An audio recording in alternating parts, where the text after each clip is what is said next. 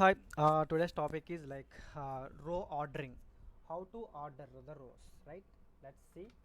Um, there is no relevance to the order of the tuples in a set, right? Tuples means I already told tuples means rows in a table, right?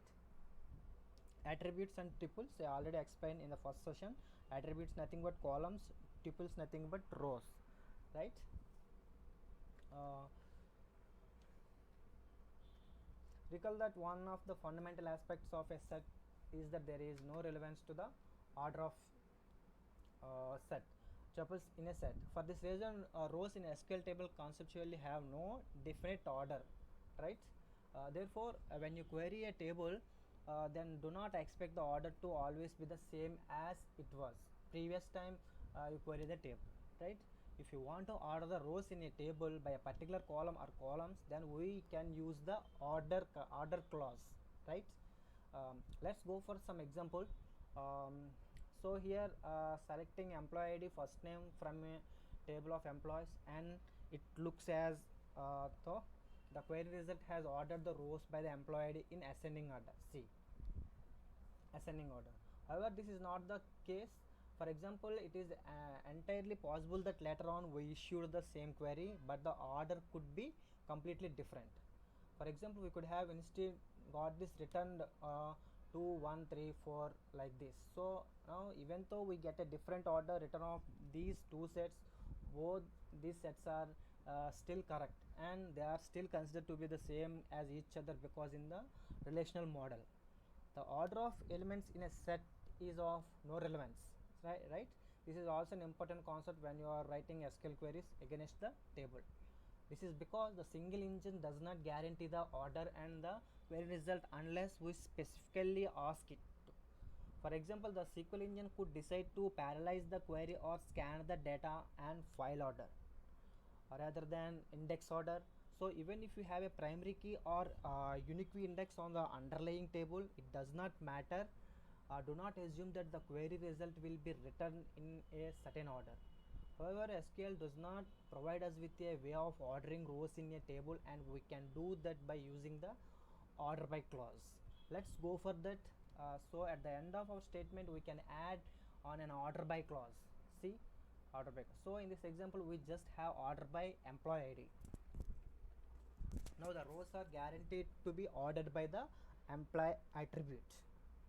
Now this result is not quite considered to be the relational as a side note and standard SQL.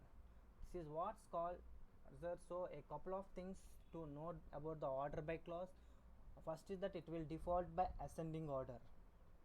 So notice that the employee ID is ascending, that is it is increasing from the smallest value to the largest value as we go down the rows are retained. So if we want to we could include the key if we want ASC means ascending order. This will return the same as before because ascending is already the default order when we use the order by clause. If we want to return the rows by order in descending order, then we can use DSC keyword instead, right? For example, DESC. So now we have the employee order by the employee ID in descending order. Therefore, we have the employee ID with the largest employee ID value written in the first row. So I like to think about if you are descending a mountain, you are like going down. So you are going from height to we can also order by the position of the column in the select clause. Let's take a look at an example of that. So now we have order by 2, then hold the rows ordered by the second item and the select clause.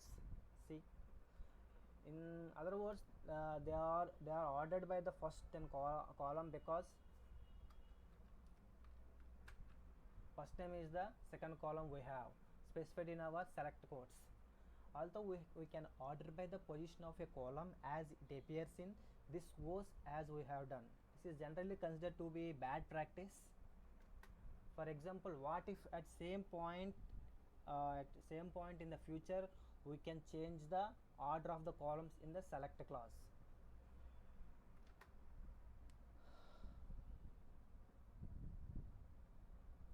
See, we forgot to update the order because in that scenario the rows would get ordered in a way that we didn't want them to be ordered. So for instance, let's change the order of the columns in this query but leave the other ordered by as it is. So now we get the rows ordered by the employee ID attribute because we have specified employee ID as 2, the second column in our select clause. See, select first name employee ID from employees order by 2. 2 means the second what is the second column you given employee ID? First name is the first order by if you give 1 it will ordered by first name. If you give ordered by 2 it will ordered by employee ID, right? So to future proof queries and to make sure that we always order by the correct column, it is much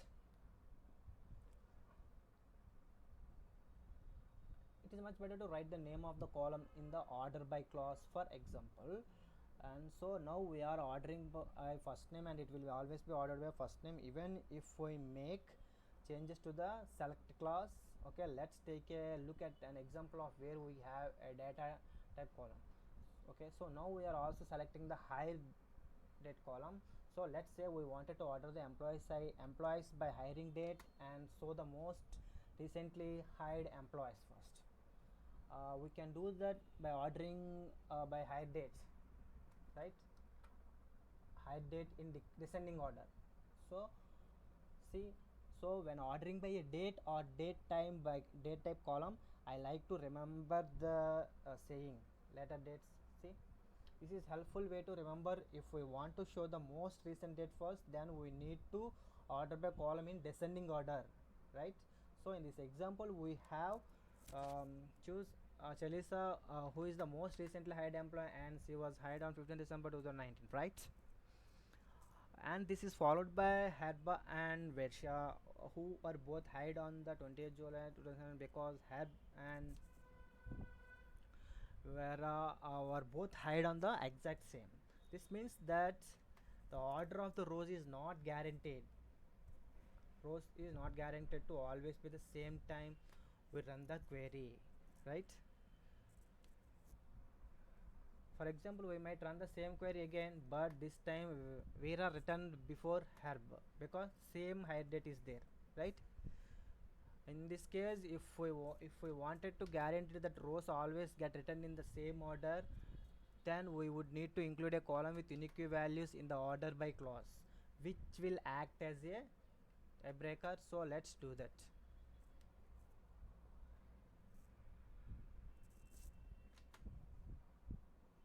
Okay, so now we are ordering by 2 columns in the order by clause. So first we are ordering the rows by the hire date column in descending order. Then we have and then for employees who have the same hire date, we are ordering these employees by the employee ID column in ascending order. So with this order, Chelsea again gets ordered first because she was the most recent hired employee. And we are ordering by hire date in descending order first. Then we have Vera and Herb, who are both hired on the same day in 2017. However, now we will always get Vera returned before Herb because we are ordering rows with the same hire date than by employee ID in ascending order. So ascending is going for smallest to largest and Vera has a smaller employee ID value than Herb. So the employee ID value of 1, it's a smaller value than Herb's employee ID value, which is 3. So in summary, we have used the employee ID as a tiebreaker and therefore the ordering is now set to be deterministic, as it will always return what we expect. As previously mentioned, ascending is the default, so we could eventually left out this as keyword and this query would have still retained the same. And one final thing I will mention is that we can order a column by including it in the order by clause, but we do not have to include it in the select clause. For example, now we have the same ordering as before, as we are still ordering by a date in descending order and then employee ID in ascending order. However, notice that the hire date column has been removed from the linked clause. However, it would be more informative to include the hire date in this clause as well. Okay, that's it for now. See you in the next lecture.